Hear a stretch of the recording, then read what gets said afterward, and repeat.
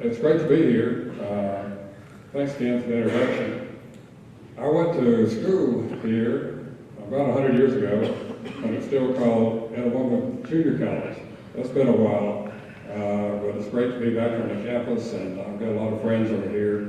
It's a long way from Fulton to Hollywood. We went out to the science of the cast of Criminal Minds. Out there, so many good things have happened to us. I began to write after I retired, and I decided to write a trilogy, written as fiction, but based on the experiences I've had in life, and the good, the bad, and the tragic. How many folks in here have finished Ghostly? How many are reading Ghostly? Okay. Before I forget and get into the talk and discussion, would ask y'all if you would, if you liked it, to please go to Amazon and leave us some reviews there. Those help us with Amazon stocking formula to keep those fresh reviews coming in. And also encourage you, if you'd like to be put on our feed, to friend me on Facebook at Merle Temple, or either send me your email to merletemple@bellsouth.net. We'll do a lot of announcements, and we haven't publicly announced it yet, but we're going to have a party in Tupelo in late April, and one of the folks from Criminal Minds is coming to stay with us.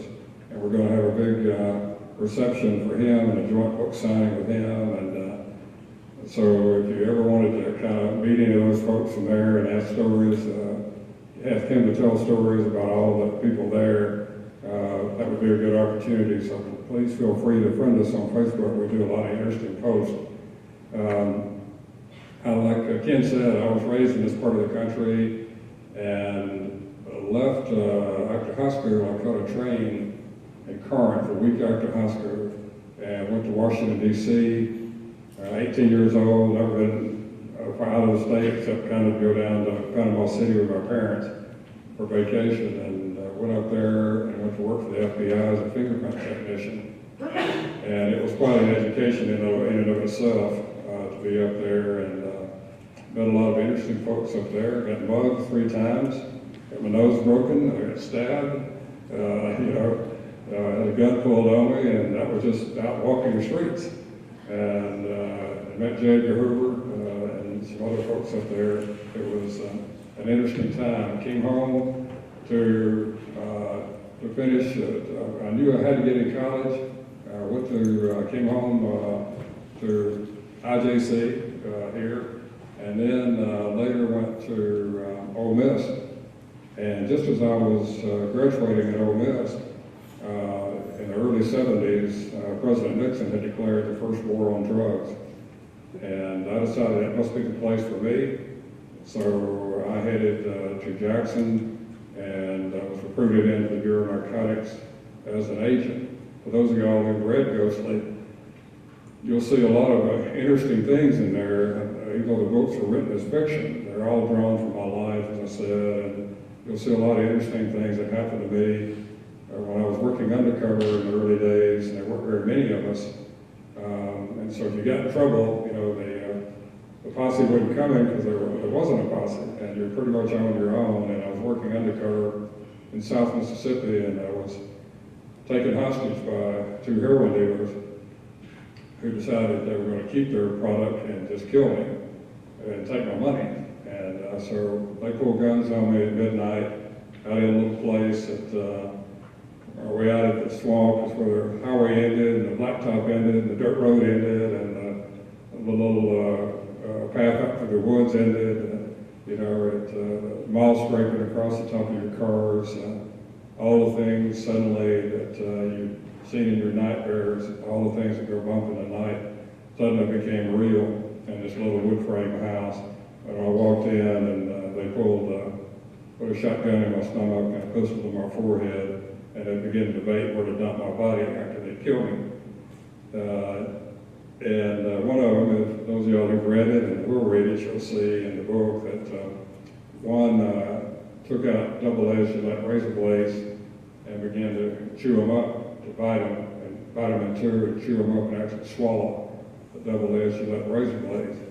and he began to bleed profusely, blood foaming up, bubbling up at the corner of his mouth, running down on his throat and his chest. And he put his hand in the back of his mouth and pulled out a fingerful of blood, and he said, "Want some?" I said, "I don't believe I'd care for any." And then he took a whole box of long-stem kitchen matches and lit the whole flame and put his head down as the blood was gushing out and swallowed the whole flame. And it was that moment my whole life flashed before my eyes. There's something when you believe you're about to die that triggers something in your brain. And I saw images of myself when I was a toddler with my parents, things buried in my subconscious that I could not recall otherwise. It was actually a beautiful experience. I wouldn't recommend the stimulus that it took to create those images, but it was actually beautiful. And prayed a lot that night, and I won't go into more of it except to encourage you to read the book if you haven't. And then I became an investigator. I came out from undercover, and we investigated an organized crime setup in North Mississippi. And it was a pretty bad situation. A lot of the Dixie Mafia, we called it back in those days, and the Italian Mafia, and some of the real-life original people from the Walking Tall movies from McNairy County, Tennessee, some pretty bad folks. We hit them, and they took it very personally, and they hired 2 contract killers to lure me out and kill me. And I was going to meet them, and I had an informant who called the house, talked to my first wife who's now deceased, and told her to get a hold of me and tell me it was a setup, they were going to kill me, and my police radio had gone out and highway patrol couldn't raise me.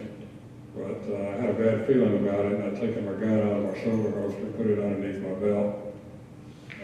Before I arrived, there was not one who was supposed to be there, there were 2, and they were pretty bad guys. I remember finding out who they were, and I won't go into all of that story either, just to say it was pretty bad. It was touch and go, everybody had their guns, and so forth. And then when I was promoted, became the first captain in the agency over North Mississippi. We were doing a heroin deal in Columbus, and those of y'all who read the book, that's the way, those chapters are exactly how it happened. No fiction much to speak of in there, that's just how it happened. And we had that buy bus set up for people we bought heroin from before, my men, undercover agents. And we were going to do a large deal, lure out their backers, and wouldn't trust front men with a lot of product and a lot of money. And so we had that set up, and I was going to meet the agents in Starkville to finalize the deal. And I left my office in Tupelo and ran down to my car. And when I jumped in my car to crank up the lead, put my hand on the gear shift, spirit filled up my car, came in all around me, all through me, and commanded me to go back and get the bulletproof vest. And scared me to death. I'd never experienced anything like that before, and I thought I'd lost my mind. And I said, well, I don't know where that came from. I said, I'm working too long, for too many hours, or I'm hallucinating, I'm losing my mind, I don't know. And we don't have any reason to believe it's going to be any more dangerous than usual. And the agents undercover didn't like to wear those vests because they were bulky and hard to conceal, even though it was in November and very cold and people were wearing coats. And we only had bulletproof vests in those days that would stop up to a 38 caliber handgun. They didn't have any armor in the vest. So I tried to ignore it, put my hand on the gear shift, and again, the spirit came back in the car, wrapped all around me, and commanded me, it wasn't optional, to go back and get the bulletproof vest.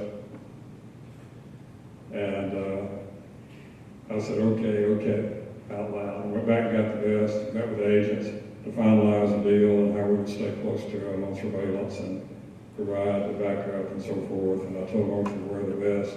They didn't want to. I said, no, I want you to wear the vest. Don't ask me why. Just wear the vest. Long story short, we went to do the deal in Columbus. I asked them to keep it downtown so we have buildings to hide, streets and places to hide behind, and surveillance so we could stay really tight on them. The deal got away from them. They went out into the countryside and down south of where the W is, the college there. And there was a big wound around, and there was a big, the road was up on a high embankment and depressions on either side and leading off in the swamps. And there was a railroad that passed it right up through here ahead of them. And in that one depression, there was a high railroad trestle there, and there was a clump of pine trees right there by the railroad trestle. And what we didn't know was they had a sniper planted right behind the pine trees. And we had to stay back a bit because there was nothing to conceal us. So we had agents on this side of the deal, agents on the far side of the deal. And we were listening on a body mic on the agents. And it was chopping, it was cutting in and out and in and out. And I was saying ugly words about our procurement people who got us inferior to transmitters that could mean life or death. And so, and then we heard them begin to do the buy bust, to buy the drugs and arrest the people on the scene. We heard it cutting in and out as they were saying, you know, you're under arrest, you're under arrest. And just then, you know, it came back up, we heard, you know, top. And then I said to the chief of intelligence for me, it's the club, it says there's that gunfire. And then the agents on the far side were really under fire. And we came across the bridge and were caught in a crossfire there and didn't know where the good guys were, where the bad guys were, and bullets firing everywhere, gun smoke was hanging in the air. That day became this terrible storm. And you could see, look up at the sky. I don't know what I'd ever seen anything like that. You know, it was just like there was a storm and these clouds that were moving in, just trying to squeeze every bit of light out of the world. And it felt like the intersection of heaven and hell, you know, that day. And we were very disoriented. And then the female agent, who was with the male agent on the scene to do the buy, she shot one of the violators who reached in to draw a weapon out. And she was very upset, naturally, calling me on the radio saying, Jerry's hit bad, her partner's hit bad. And I got to get him to the hospital. And I told her, go to the hospital, go. And everybody was firing. You know, everybody, the agents were scared. And plus one of their own had just been shot. And they were just firing at shadows. And finally I told them to cease firing. But, you know, we're shooting a ghost and we didn't know. And we finally decided the sniper had fled. And you can read about it in the book. And but I made my way to the hospital and went in and arrested the violator who had come there for treatment that she had wounded. Comforted her best I could. She was probably 21, 22 years old. But she looked like she was about 90. You know, the weight of the world was on her. And you can imagine, you just shot somebody and you just saw one of your best friends hit multiple times by high-powered rifle fire. And then I went into the ER where they were cutting clothes off my friend, my agent, and the white bulletproof vest that the Spirit had commanded me, the God had commanded me to go back and get, was soaked crimson in blood. And it was a hard time. And the doctor said, look at this, Merle. He said, one round struck him in his lower extremities, one slice from his arm. And this one, he put his hand up into an entry wound. He had bigger hands than mine, and he put it up to this big entry wound right here. And he said, look at this. He said, this round struck him in the chest, and it penetrated the vest, because the vest wasn't designed to stop a high-powered rifle. But it took some of the punch out of it, and it deflected it. So that it went in behind his right breast and skidded around the barrel of his rib cage and popped out behind his left breast. He said, Merle, if he hadn't had that vest on, it had taken out his heart and lungs. He'd been dead before he hit the ground. I get chill bumps now. It's almost 40 years ago. Got chill bumps that day. I hear the shuffle of angels' feet around us that day. And I knew that God was with us. And so it went on like that, and you'll see a lot of those stories. There's fiction in Ghostly. I'd say 60 to 70% of Ghostly was taken from things that really happened. And in book 2 and book 3, we'll flash back to tell some more stories that we didn't have room or the right place for in a Ghostly Shade of Pale. And so a lot of things there. It's amazing when you're out at night, under cover of darkness, you see people do things they shouldn't be doing, and it's amazing what you see, when you're out. And I tell you, when you've been out at midnight on a tip, and you see the big car come out of the fog, coming up I-55 south of Jackson, out of New Orleans, and you follow it, and you see the big car pull up the governor's mansion at midnight, and you see Carlos Marcello, the most powerful godfather in the country, who many still suspect being involved in the assassinations of President Kennedy and his brother Robert Kennedy. You see him get out and walk in as an honored guest, spend 2 hours along with our governor. Not much else surprises you, about what people do. And so a lot of that is in our books, and I hope you see in the books there's so many threads, I think, in the books, and we've been so privileged to get so many good reviews on the books, and really haven't got any bad reviews to speak of. Every book's not for everybody. Doesn't mean to say that you couldn't read it and say, well, it just wasn't for me, because that's just a personal taste. But we've really been really fortunate to get a lot of good reviews, and somebody wrote the other day, an editor of the paper wrote and compared the writing to Thomas Wolfe. And I told him, I said, that's the first I've ever heard of that, but I said, it sure looks good on the book jacket. And when we post up some of these reviews we've gotten, and people have been so kind to us, and we've gotten so many, and continue to get. I got a little private message last night. We get private messages on Facebook, and emails, and letters from people writing us from all over, telling us, what the book meant to them, and how it changed their lives, or how it spoke to them. And how they hadn't read a book like this in a long, long time, a book that doesn't have any profanity in it. I think, y'all might disagree, I think it's a pretty gripping book, but we chose early on, I did, to ignore what the industry was asking and what all they know to do, and that's to,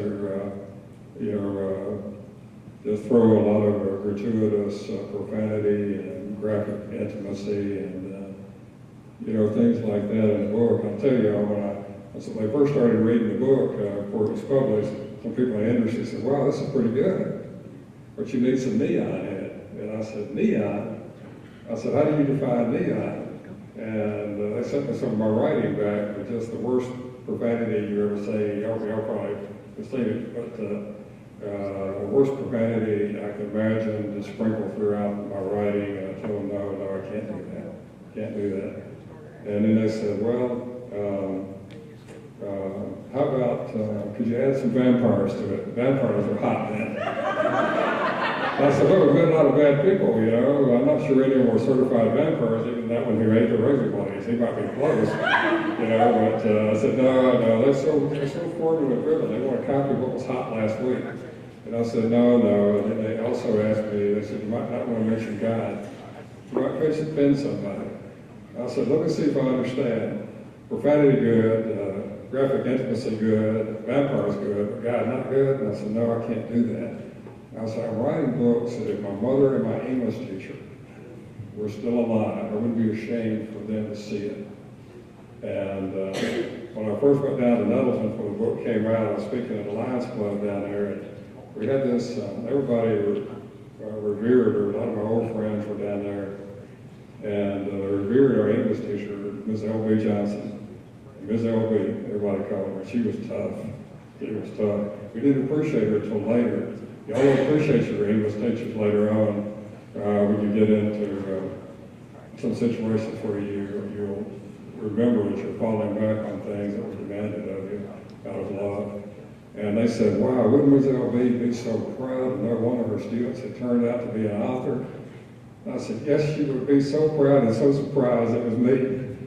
And so I wish she was still alive, that I could take it to her and everything.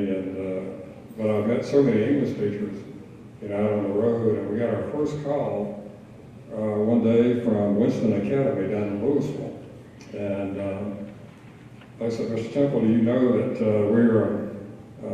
we're using Ghost of Shade of Pale in English classes all the way down to the 8th grade? And I said, wow, really? I said, wow, that's great. She said, would you come speak? And I said, oh yeah, I'd be glad to. And then I told my wife, I said, hey, Judy, you won't believe it. They're using Ghostly all the way to the 8th grade. And then I went, oh my, English teacher's looking closely at my writing. You never get over the fear of those red pens coming out. And I've got a lot of English teachers that say, oh, Merle, that's so yesterday. We don't use red ink anymore, we use purple. They said, red is so judgmental. So we just had a great time with that. We've been everywhere speaking, and like I said, get the greatest notes. A lady just contacted me with a private message and said her son was coming out of a deep valley of drug abuse, and Ghostly was the first novel that he read, and it was so important to him that he would call her every night telling her what happened in this chapter and that chapter. And a lady who was had cancer in the later stages. We just went out recently to see her in the hospital because she wanted to meet Michael, who's based on me, of course, in the book. And I went out and spent 3 hours with her, and she had both books on her bed, by her bedside in the hospital. And another lady in Jackson posted on Facebook and said her husband had died, and she was struggling with that loss. And then she was driving on the interstates around Jackson, and a gray van passed her, and she said, that was just like a van that Michael had played. Would have been out doing surveillance in Ghost of Shade of Pale. And then she paused and she said, about my husband, she said, I think I'm getting better. I haven't thought of him in maybe a half hour. And that's the last line in Ghostly. And then she put, I just can't get that book out of my mind. Can't tell you what this means to a writer to get these, and we get a lot of these. It's why writers write, or at least the reasons they should write. And because when you first write a book, you don't have any idea, if anybody's going to like it or not, and it's pretty tough writing a novel. I've done a lot of writing in my life, but writing a novel is a different kind of thing. And when we first sent it to Jim Clemente at Criminal Minds in Hollywood, I knew his cousin. I said, Jim, would you read this manuscript and tell me if you think it's any good, or if I should do humanity a favor and burn all copies in a mysterious midnight ceremony or something. And he said, sure, we're filming, and it's going to might take a bit, but I'll do it. And so a couple of months went by, and I knew not to ask again. And one day I logged on, and there in my inbox sent the email. And I was afraid to open it. Afraid he's going to say, why'd you waste my time with this dribble? Didn't give up your day job, did you? And so I opened it and said, sorry it's taken so long. We've been filming Criminal Minds and filming some specials. He said, and I'm not quite done, but I just want to stop and tell you, he said, you're not only a great writer, you're a great writer of American literature. That's what this is, a big crime story is literature. And he said, come to Hollywood, I want to represent you. And so that was a big, big break for us. And so we loaded up the Murano with about a ton of books. I exceeded the weight limit, I found out later, for that Nissan. And we didn't have any bounce left going out on I-40. We hit a bump, we just thump. There was no bounce left, but it's so many books there. And we went out there and went to Criminal Minds and signed for the cast and met them, watched them film. They were so nice to us. And went to a lot of major crimes, a spinoff of Closer, and had dinner with them on a lot. Met Tony Dennison, who I used to watch way back for y'all's time, when he was in Crime Story, a real classic story in the 80s on TV that Michael Mann did. And all that was a thrill, and I had an hour on KTLA radio, a huge radio station, in drive time. And I went down to Beverly Hills, Criminal Minds and set up an interview on this Insider TV show. And we were riding through Beverly Hills, looking at all the iconic images there. I looked at my wife and I said, Judy, I said, we are the Beverly Hillbillies. you know, and that's a little before y'all's time. And we went there, and Mel Gibson's son, Mike me, and powdered my head and my face. I'm not sure I didn't look too shiny, and looked just like his daddy did back in the Mad Max days. And so I signed a book for his daddy, had a great hour-long interview there with the sister of the creator of Mad Men on TV. And wound up signing a book for Robert De Niro while we were out there. And then we went down to Culver City, where a lot of the studios are, and we had a 3-hour dinner with the producers and buyers for producers of Saving Private Ryan, The Patriot, and 2012 blockbuster movies. And they also own Criminal Minds. And so people would pay anything to get 15 minutes with them because of Jim Clemente. I had 3 hours with them down there, and that was a thrill. It was all very surreal. It was like a fairy tale, and we just tried not to embarrass the state of Mississippi. And they asked me on that TV interview, they said, "What is it, Mississippi?" I said, "It's something in the water. All these great writers, you know, coming out of Mississippi." And I said, "Well, we honor the art of storytelling, particularly oral storytelling in the South.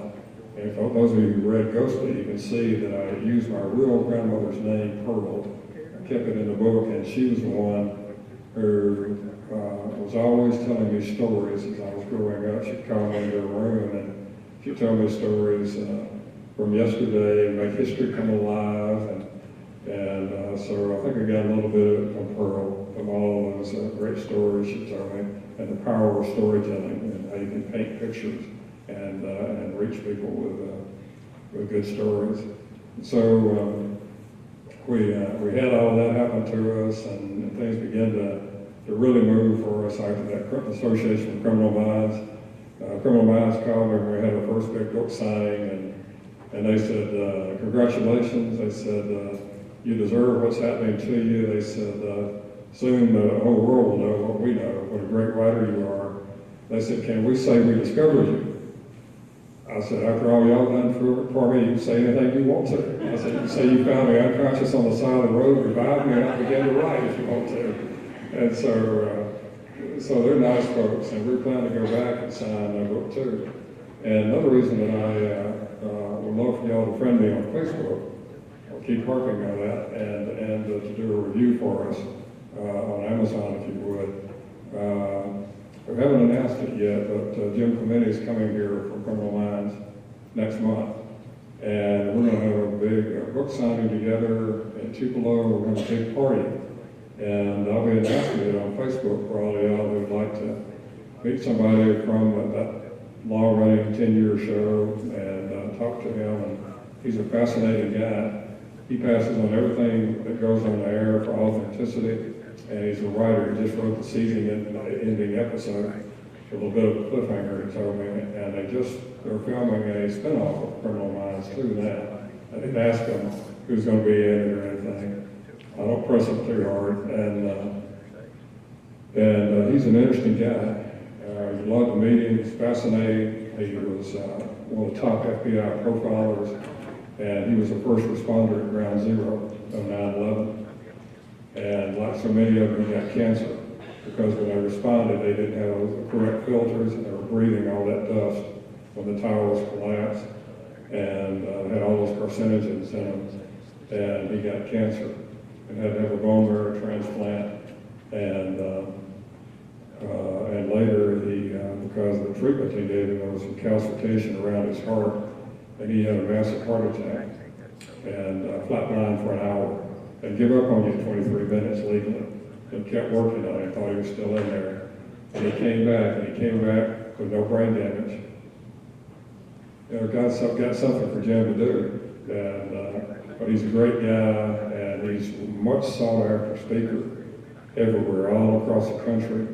And so it would be a real treat and privilege, I think, to just for people to come and meet him and in a relaxed atmosphere. I think we may have a party at the Hilton there in Tupelo.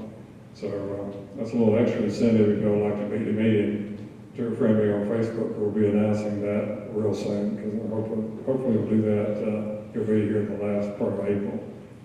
So looking forward to that. He's looking forward to seeing him again. He's been a true friend to us and gave us some big, big breaks by calling us out to Hollywood. After we were in Hollywood, other people began to call, and went over to Clarksdale, and I had private dinner at his private table with Morgan Freeman, and sang songs with Morgan. He's a much better singer now, and a funny guy, nice guy, had a lot of questions about Ghostly, and we just, he's got his own production company.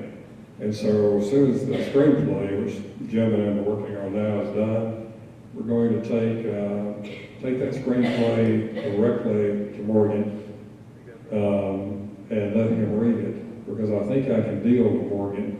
I don't want Hollywood to come in the back door and do what the book industry tried to do to me in the front door, and that's to trash it up. And I'd rather not ever see it made into a film than to be something that the book was not. And so I think I can deal with Morgan on that, because he's from Mississippi and he likes good Mississippi stories. And this is a good Mississippi story.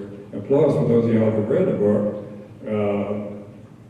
I think he'd be perfect for the nightclub owner on Beale Street that befriends Michael Parker, the agent. Not necessarily a good guy, but not totally bad, and had a lot of depth to him. And I told them, the screenwriters, I said, we might want to enhance that role a little bit, in the screen version, since Morgan will be looking at it. So if he, if he decides to pick it up for a movie, and how great that would be, and even how much better it would be if he decided to actually star in it. Wow, would that be something? And he's a great actor, one of the great actors of our time, I think. And so we'll see what's happened, but a lot of different people have called us here and there, and we're just waiting to see. We get all kind of calls asking us. I'll tell you how it is when you're an author who's not backed by a big publishing house. You have to wear a lot of hats. Somebody called today and they said, Mr. Temple, we've been hearing so much about you. We'd like to speak with your publicist. I said, you are. We changed my hats here.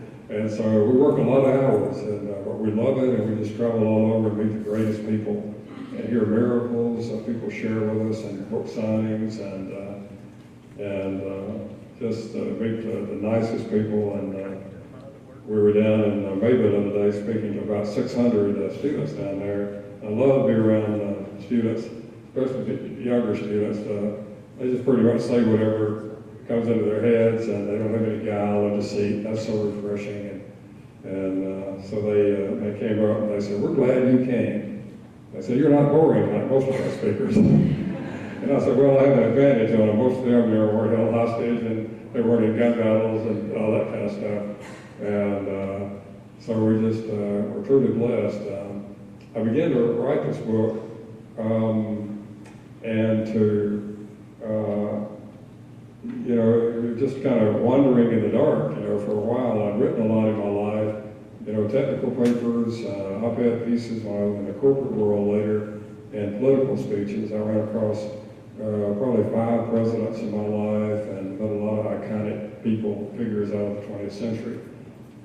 And people say, well, you've got a gift, you should try the Great American Novel. And I decided I would, and I found out it's pretty hard. It's different.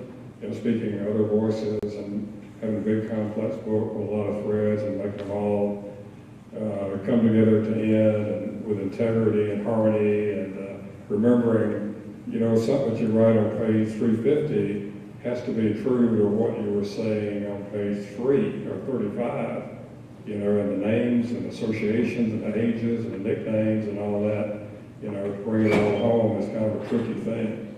And so we learned a lot, kind of sketched it, outlined it. Any aspiring writers in here? Oh, yeah, good. And anytime if you want to ask me anything, just friend me on Facebook and private message me.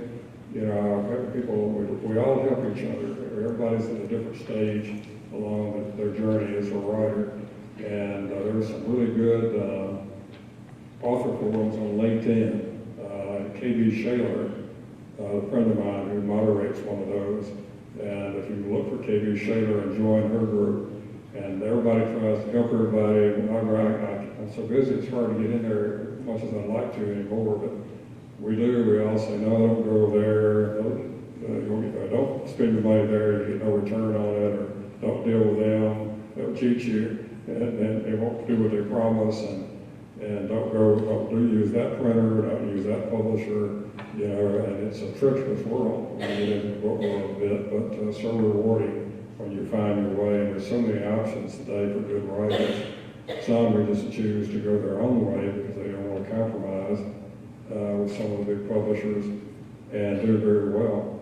And a lot of famous stories about people who went their own way and their books took off and became underground hits, and next thing you know, they're selling lots of books and getting movie deals and that kind of thing. So feel free to ask me if you ever want to ask anything about the process. But I began to sketch it out, and I took that name, A Ghostly Shade of Pale. I took it from an old song back in the 60s, a real classic song. It's kind of held up through the years called A Whiter Shade of Pale.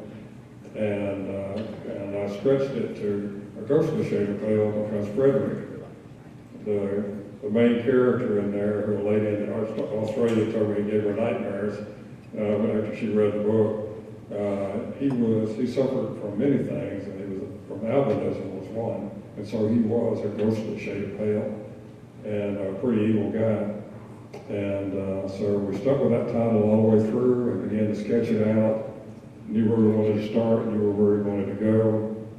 And when you're growing from memory, it's good, and at the same time, it can be challenging because, when you remember something, you want to honor whoever it is that inspires a character in a book, but you don't want it to go so far that it disrupts the flow or the integrity of the book, but you don't want to lose the connection with what inspired you to begin with. And you'll find too, if those of you who write, when you write something, you'll look at it, you'll struggle with it, and then you'll finally say, well, that's pretty good. It's hard to get that down, to bridge through that one chapter coming into some other chapters or other threads. But then you'll walk away from it, you'll come back and you'll say, really, no, that's not very good. I can do better. And so you reach deeper, you start digging deeper. And sometimes when you're drawing from memory, it's pretty painful to really even dig up bones and embrace that pain in order to fuel the writing, to make it so intriguing and so gripping and so moving that people will identify with it. And so it's a real interesting process, but it's always to come back and look at it and say, if I'm going to let that go out, I can do better than that. I can dig deeper and pay the price, whatever price I have, to create something that will endure and not just be another throwaway item in a throwaway world. If that's all I could write, I just wouldn't write. If I could just write the same stuff, you get some of these books and people say, oh, I've read this plot 100 times before, I know where it's going, and everything, but they don't write that about our books. They write, wow, I had no idea what was going to happen, because it's based on memory and things of actual events. So it's very hard to predict. And so that's a little bit of that process, and we get these letters from people around, and I go to book clubs sometimes. Love book clubs. Book clubs are filled with people who just absolutely love to read. I mean, they honor and cherish books, which y'all should too. And we went to one, and they came out and said, we have a few questions for you. They pulled out 2 legal sheets, typed, single-spaced typed. They knew more about the characters than I did. I mean, they were living and breathing people to them. And I sat there and listened to them for a while, and they were talking to each other before they asked me if they were right. They were debating, well, I think this character did this, and I think this character did that. And you remember when he took off his brown jacket? And I listened, I said, wow, you people are another reason the writer's right. And one thing that's common in our books that you'll find when you're writing is descriptors are so important. When I wrote the first draft of it, there were so many first drafts, I looked at it and I thought, wow, I just hate it. God, it's terrible. The worst thing that's ever been written is flat and lifeless. Who would read it? And I walked away from it, and I came back, and I began at page 1, and I sat down all the way from beginning to end. I added descriptors, and as I added descriptors, the characters began to just pop up off the page, to be living and breathing characters. And suddenly you could see what they saw, feel what they felt, hear what they heard. And as my wife often says, when Michael is driving down the dirt road, you can taste the dirt. And that's what you want, is to put your reader right at the foot of the action. So I could go on and tell you all just so many things that have happened to us. And Rented World, the sequel to Ghost of Shaded Veil, is out now, and I'm writing the final chapter in the trilogy now called The Redeemed. We've been so blessed. Barnes & Noble in Tupelo, Ghost of Shaded Veil is the all-time best-selling novel in the history of that store. They've never seen anything like it. Of course, I'm from this area, but the word of mouth from readers around here is just curious. And they keep a permanent display right at customer services of our books. And they just keep selling out and keep selling out. And Ghost Needle has been out almost 2 years. In addition to being an all-time bestseller, it was in the top 4 Christmas gifts this last Christmas, and it just now again jumped back into #1 in current sales. And it's just who would have ever thought it? I wouldn't have ever thought it. But we love it. I love to go by there and just walk through like I did this weekend and meet people from all over North Mississippi and West Alabama and Southeast Tennessee that come into that store. And Kroger just picked up the books, and we've done signings with Kroger stores. Another thing the experts said would never happen, couldn't happen, and it did happen. And got a note from the big 30,000 member Baptist church at Bellevue in Memphis. Adrian Rogers used to be so famous there until he passed away as their pastor. They have both books in the library.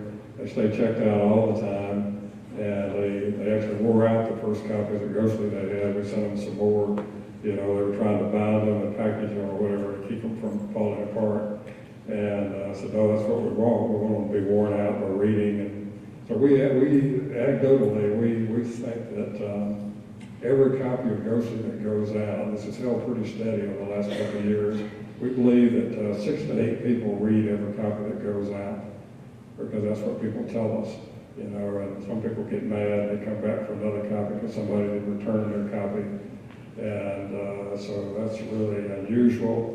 And I looked, and there's this umpteen resellers on Amazon all over the country selling used and new copies. I don't know how they're getting them. People say, aren't you mad? You're not getting any royalties off those. I said, no, I'm not mad at all. I said, I want people to read the book. That's the whole point. And get the messages we have in the books. And I looked on eBay, and there are these people, they're auctioning off the books on eBay. And a dealer in Australia and one in England claimed to have 10 pristine first edition hardbacks. Where did they get them? I don't know. How does that work? What a world we live in. You look around and you see all of this. It's just amazing. You think, well, this is just a story I sketched out. And now, boom, it's all over. It's all over. And libraries are picking it up too. So I'd love to answer some questions from y'all. Any questions y'all want to ask? Easy, hard, tougher the better. I like it. So who's got some good questions I can answer? Everybody don't go at once. No questions? Oh, I can't believe it. I can't believe it. Any questions about, if you read the book, about Michael or about Clay or Frederick or any of the main characters in the book? I'd love to talk about it if y'all have any questions at all about the writing process. Anything? Yes, ma'am. What did you want to write about yourself, and what did you want to do that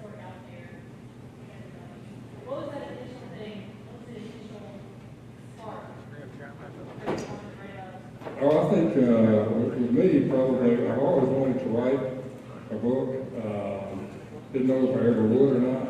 I had so many interesting things happen to me, and 3 or 4 lives in one that I would live, good, bad, and very, very tragic. And I wanted to tell a good story, an intriguing story, but also embed between the lines in that story warnings to people, you know, about the danger and the darkness in this world. That's why I call it a rented world. This is not our home, it is passing through.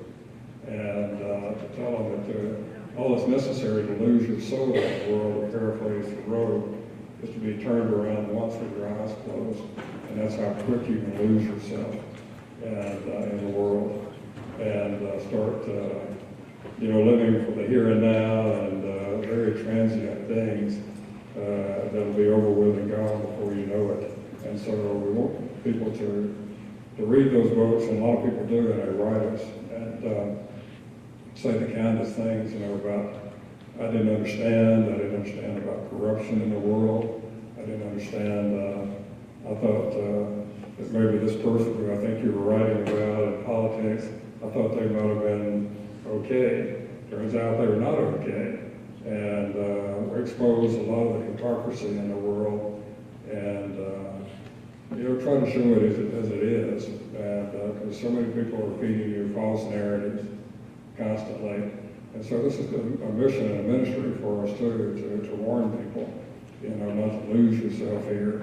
And I will say too that when you go back and you write from memory, you discover things about yourself, and you confront things about yourself that you might not really want to confront. So it's very cathartic, and you can very cleansing. And my wife has seen me writing before at my keyboard, and she would see tears pouring out of my face, and she said, "You're killing yourself." I said, "No, I'm just cleaning out closets in my mind. Thought I cleaned them out, but I haven't." And so, I said, "It'll be good for me in the end." And I think you make sense of a lot of things, and that maybe you hadn't had time or willingness to think deeply about, and to get really quiet. And so I guess that's a little bit of that answers your question.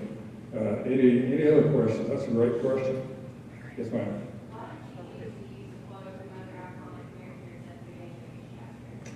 I love quotes, and in this book too, in Rented World, I use many more quotes than I did even in Grocery Shade Pale, maybe too many. But I think they set the mood for the chapter. They set the backdrop. Music is very powerful too. Because a lot of those guys, songwriters, are poets, and when somebody, say, from my generation, or a little younger than me, or whatever, and they, number one, too, not only set the mood for the chapter, but also for the time period you're writing in, and people can go, "Oh, wow, I remember when that song was out, I know right where I was." And that's what songs do. They're very powerful. And my first publisher, asked me, said, "We don't know some of these songs," because they're much younger. I said, "Well, it's not important that you know them." I said, "A lot of people do." And I said, "They're important for all the reasons I just outlined." And I said, "Plus," I said, "if they ever make a movie for it, we already got the soundtrack laid down," and I get a lot of feedback on the quotes and the song quotes, and it's since I write books that are written as literature, I think it really enhances it also to have a lot of literary quotes in the book, and not just gratuitously gathered and thrown in there willy-nilly. Just hopefully, because we usually, especially as I went along, I got more and more careful about this. We'd search and search and search, and or if I didn't remember them, I'd search for a quote that was just right for what I was saying in that chapter. And so that's one reason we do that. And a guy wrote me from Georgia the other day, he said, "I'd read your books, nothing else, just for the quotes." you put up, what great quotes. He said, I've now written those down, and he said, I pull them out and use them, show people I know these things. And, so, it all works. It just works. Yeah. Any other questions? Or if not, yes, ma'am. You say you write from your personal memories, but how do you keep from making like false memories?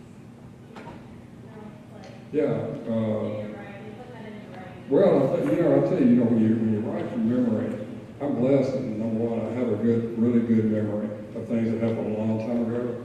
But if you have integrity when you're writing, you question yourself, am I slanting this? This memory, am I retelling it the way I wanted it to be? And especially when it involves something that happened to you, and so, you just have to police yourself and make sure that you're keeping faith with the reader and with the memory of people that you may be talking about.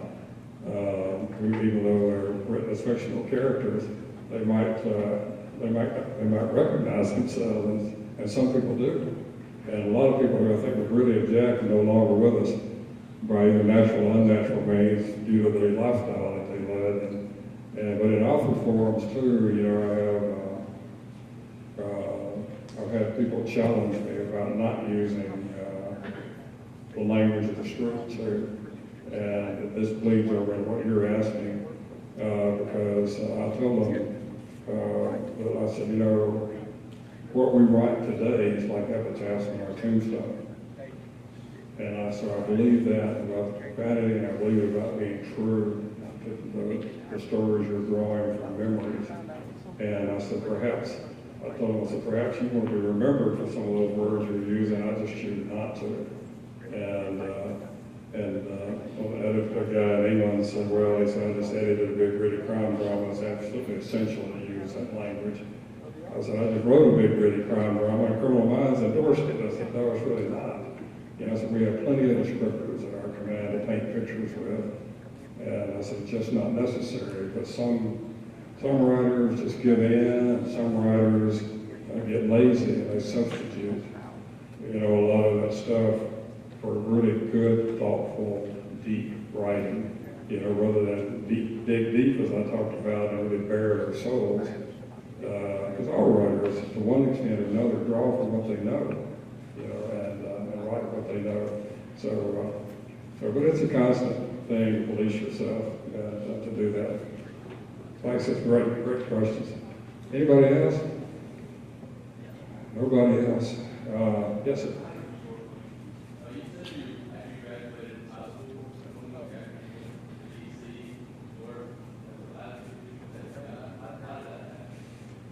They came around in those days recruiting. They wanted, and they would bring in, they had this huge influx of young people right out of high school from all across America. And there were some good things with that, and some not so good things, because you had a lot of 18-year-olds coming into Washington, D.C., suddenly away from mom and daddy, and all the parties that were going on and everything. But so they recruited me, and I went in to be a fingerprint technician, and went to school for that, and did that for a while, and saw right away that that wasn't for me. I couldn't make a living out of that. I wanted to be an agent, and I needed to finish my degree and everything. And it would be a long haul, working at night on a late shift, and going to college, and I was impatient, so I decided to come home. It was a great learning experience for me, be out on my own. I remember when I rolled in late at night in Union Station in Washington. We were coming in, and you looked out at the night sky, and you see the Washington Monument all lit up, the Capitol Dome, and you're like, wow. Being from Nettleton, it's like, wow. And and then the hard lessons learned too, being out and not being careful, used to being in the South, and out walking around and getting bugged all those times, and I'm just lucky I wasn't killed. And but it was, just a different time. They don't do that anymore so much, because everything, a lot of that work they've had people doing then has been computers do it now, and just a totally different world up there inside the agency and everything. But it was something I wouldn't change. I met a lot of great people, and that's where I met, for those of y'all who read the book, that's where I met Dixie, the character in the book, who became Michael's love interest. A big love story behind all of this, and it goes to Tupelo, for those of you who hadn't read it. And people ask me about Dixie a lot, who inspired it, and that character, and so on. Any other questions? Yes, ma'am.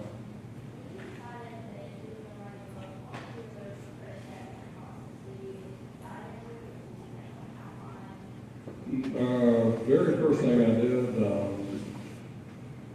I think I sat down and just made a few notes of what the book would be about. Where it would start, where would it end, and then I went right to find the title. For me, that title was so important, and when I finally found it and decided to commit to it, that was like an anchor. It was like I'd made a down payment, and now I promised, who knows who I made a promise with, that I was really going to write this book. And so I think that's probably the first thing I did, and then just began to dive into it, and then found out it was pretty tough. And oh wow, I wish I'd kept some of those first chapters I wrote, because they would have been not so good. And and then you have to find out, well, where do you start, and what do you do? And in the whole process, there were times that I'd write, say, chapter 3, and then I decided it needed to be chapter 23. And the chapter 23 should be chapter 3. So you either would move it all around, not just constantly writing and rewriting and editing. And every good writer, I don't care how good or how big they think they are, they all need a great editor. And the editing process almost never ends. You've got to have somebody who's really good with words, who you trust to tell you things you don't want to hear. And to tell you got to give that up. It's not working, or, have you thought about this sentence structure would make it flow better here, and you've got to get over any hurt feelings like, that's my baby. You can't tell me. Well, I created that, and good editors will tell you, I couldn't do what you do. I could never sit down and write a book, but I can look at a book and tell you how to make it a little better, so readers won't get bogged down. And one of my weaknesses, which is run-on sentences, I admit it. And one guy said he loved it, but he did find some run-on sentences in it. And I said, well, you should have seen it before we edited it. It was just one big run-on sentence, right? And so that's a critical thing.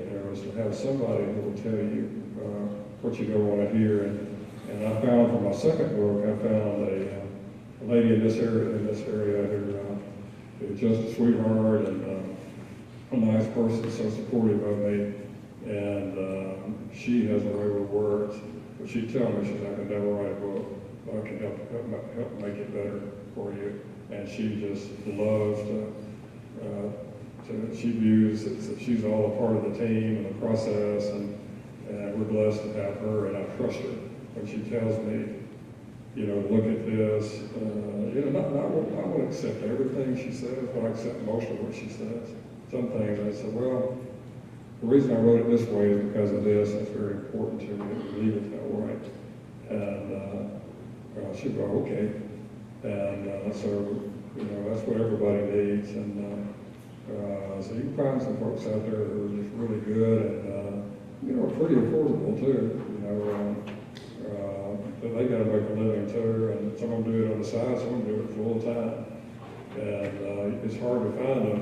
I found one early on. I tried her through Writer's Digest, and she said, well, send me and I'll show you my style. She sent chapter 1 back to me, and it was just this big glob of wood where she'd rewritten the whole thing. I said, well, maybe not. And so I didn't use her. I don't know if she was trying to impress me how thorough she was, or we decided not to go with that. And then you just work through it, and I found my first editor, and she's passed away now. And she was a sweetheart. I was meant to find her. She was an older lady, retired English instructor. And her husband taught at Northwestern up in Chicago, and she said, she just passed away, but she told me, she said, I shouldn't say this, but I'm telling all my writer friends that she said, you're the best writer I've edited in 25 years. And I needed to hear that then. I needed little pats on the back. I needed that confidence booster.